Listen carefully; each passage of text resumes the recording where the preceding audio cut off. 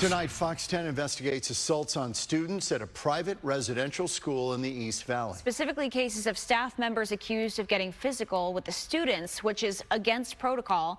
After combing through several police reports, Fox 10 investigator Justin Lum shows us what's going on.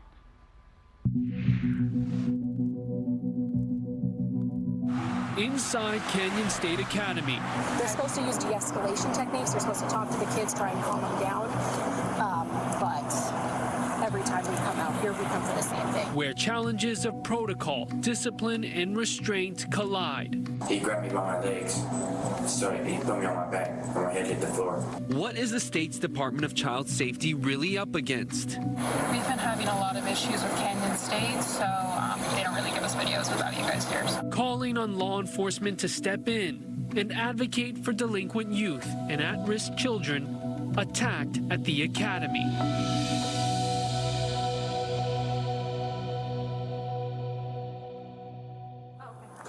April 8th, 2022, a Queen Creek police officer responds to Desert Lily Academy, the all-girls school located at Canyon State Academy. Body cam footage and videos obtained are blurred by QCPD since this is private property and minors are involved. The campus is state certified, licensed with the Department of Child Services, and owned by right of passage. Sarah Shanno is the DCS agent who called QCPD. One of the staff was trying to restrain one of the kiddos, and in the process of taking her down, she has bruising, and I'm going to be frank, a big like it looks like road rash down the side of her face. Security footage shows the student walk up a ramp to a building that is password restricted. Robert Stapleton is the staff member who follows her and forces her away from the door before grabbing her from behind. A struggle ensues and he takes her to the ground. A little context. She's been all over the place all day. Okay. They've tried to keep their hands off of her. And she's been in this building before. My understanding is she's gotten like razor blades from the shavers and other kind of contraband things. That's Brian Heath, an executive director with Right of Passage, the company operating CSA. But according to DCS, staff members are not supposed to put hands on students, and it took 2 days to notify police about this incident. They are what we call a QRTP, so technically they're not supposed to be putting their hands on these kids, but they do, and the kids have injuries 90% of the time. Police did submit charges of assault for Stapleton as well as the girl who allegedly tried hitting him. The county attorney's office declined to prosecute Stapleton due to no reasonable likelihood of conviction. April 28, 2022, Officer Christian Williams arrives at Canyon State because a student has been punched in the chest by an employee. The alleged reason? Excuse me, Miss Clark, I please gotta pass gas. And he just hits me in my chest. Like, I literally was asking to pass gas. Like, he hit me so hard. Have you seen the video? I haven't yet. I literally had to go sit down for a second to catch my breath so that I could walk up here and report it. Surveillance video shows the student walk to the front of the classroom, approaching staff member Anton Clark.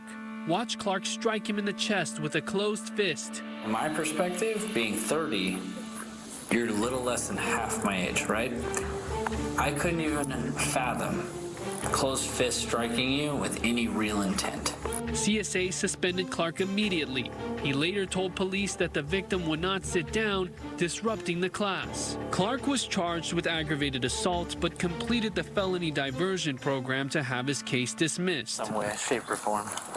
May 19, 2022, Officer Williams is back at CSA for another assault call. So my kid tripped on the floor, got a bloody nose, and while he was on the floor, Pena knelt down in a kneeling position and put his elbow on the left side of my kid's cheekbone, rubbing his face into the ground. So now he has 4 burn marks on his face. The DCS agent is talking about Edwin Pena Lopez, a CSA staff member. Classroom surveillance video shows Lopez tackle a student to the ground. He gets on top of the boy, holding him down. And then he came and put his elbow on this side of my face. And then that's why this all got scraped up. According to police, Lopez says the student was told to leave the class due to bad behavior. He explains the technique he used called a 2-shoulder assist. The hold that you were doing, is that a hold that is taught here? Yeah, I believe it's called a shoulder assist. Where you escort the student physically. Officer Williams asks another staff member about the type of restraint used. Is any of that trained? Is that... No. Lopez is charged with aggravated assault and enrolled in the felony diversion program. On July 18, 2022, Queen Creek police returned to campus. He kept grabbing me, telling me to go inside. He shoved me, so I shoved him back. And then he tried to restrain me. And he grabbed me by my legs and my head hit the floor. The 16-year-old student says staff member Philip Miller tackled him onto concrete. He tells the officer he was upset about something and needed a minute to calm down before being taken to the ground and placed in a seated restraint. Stretch your legs out, and someone sits on your legs, and then pull your arms back. This happened nearly a month prior to police arriving. CSA's program director Timothy Gloston tells police the force was unnecessary. We should have definitely given him some space. He's not listening to him. We should have allowed another staff to take over. Miller would be fired, and prosecutors declined the aggravated assault charge due to the victim being reluctant. But why did it take 3 weeks for anyone to notify police about the assault?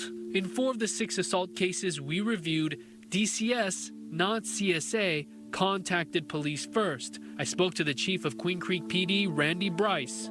What we're seeing the majority of is that sometime during their review of information or a report, an internal workflow process, DCS is determining, hey, we need to call the police on this because we think this meets a certain level of a criminal act. Police reports reveal on July 20th, 2022, a DCS caseworker tells police that a CSA staff member assaulted a kid 2 days prior, allegedly throwing the boy into a wall, causing him to black out. And on August 6th of last year, the same DCS agent notifies police about CSA staff allegedly squeezing an 8-year-old boy's shoulder so hard it left bruising. There's no video of these 2 incidents, and MCAO declined to prosecute both cases, citing no reasonable likelihood of conviction. Chief Bryce says QCPD has offered CSA training on de-escalation and restraint tactics. But DCS really is the governing agency when it comes to what they do in those situations. But anytime juveniles are involved, we're very careful. We look at this stuff very seriously, and we're committed to making sure that we're following through on those. Police reports show commonalities brought up by the staff members investigated. Some saying Canyon State is understaffed, leaving employees outnumbered by students. The restraints performed are not effective, and techniques taught by CSA do not work for real situations. CSA officials did not want to speak on camera, but a statement reads in part, "The isolated incidents occurred a year ago, and since that time, we have worked in partnership with the Department of Child Safety and Queen Creek Police Department and have substantially reduced the number of incidents and calls to law enforcement. The actions of a few terminated staff should not define the hard work of the hundreds of dedicated employees working every day to deliver quality services to Arizona youth." The Department of Child Safety says CSA has been transparent in reporting to DCS through a hotline. Quote, "The department has partnered with Canyon State leadership and their risk management team to provide better training and resources for staff. There has been a reduction of events and improved outcomes for youth as a result." Fascinating report. Justin, you focused on 6 cases, but is it wider than that? Yeah, we wanted to ask about the wider scope, so we specifically asked Queen Creek Police how many cases of assaults involving staff and students have been investigated. And so far, as of June 26th this year, there are 19. And remember, just so everyone knows, Queen Creek Police really started and began in the town in January of 2022. Yeah. So about a year or so of investigating these cases. And from what we know, 4 of these 19 have led to charges, 5 declined by the county attorney's office, 5 or 6 without probable cause were determined by police, and 4 still under investigation or pending the review of the county attorney's office. So there's a wide range there. So what about the staff members that we saw in those videos? So the only termination we know about through police reports is one. CSA could not disclose which specific staff members were fired, but through that statement there's an indication that a few staff members are no longer there. But for all 6 of these police reports, we'd advise people who are interested to head to fox10phoenix.com to read all of these reports in their entirety. They're all gives you there. a picture. Yeah. How many? Just curious. This treats kids with what issues? I mean, behavioral, mental, these are at risk youth that are pretty much under the custody of the state, most of them. And so there are some issues and there's some trauma, but the question here is the training. And as we saw in the reports from staff members who are being questioned, they feel that they are overwhelmed sometimes, the ratio of staff to student. That was one of the factors in kind of how these situations play out. Yeah. Okay, more coming, I'm sure. Yeah. Okay, Justin. Thanks, Justin. Great report.